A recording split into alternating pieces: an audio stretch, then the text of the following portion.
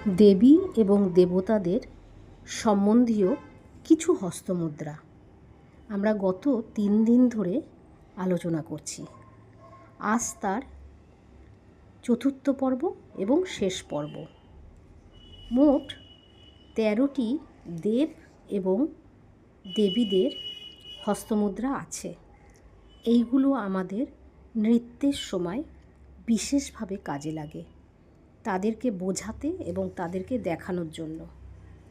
এখন আমরা আলোচনা করছি 11 নম্বরে আছে অগ্নি দেবতা।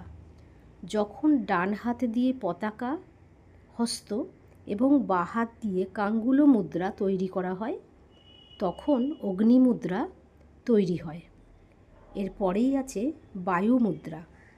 যখন বাঁ হাতে অর্ধ পতাকা মুদ্রা এবং ডান হাতে অরালো মুদ্রা দেখানো হয়, তখন বায়ু মুদ্রা তৈরি হয়। এরপরেই আছে 13 নম্বরে কুবের। বাঁ হাত দিয়ে পদম এবং ডান হাত দিয়ে গদা মুদ্রা তৈরি হয়, তখন হয় কুবের মুদ্রা। এই মুদ্রাগুলো, এই 13টি মোট দেব এবং দেবতাদের হস্তমুদ্রা আমাদের নৃত্যের সময় বিশেষভাবে কাজে লাগে, দেবী এবং দেবতাদের বোঝানোর জন্য। এই মুদ্রাগুলো আমরা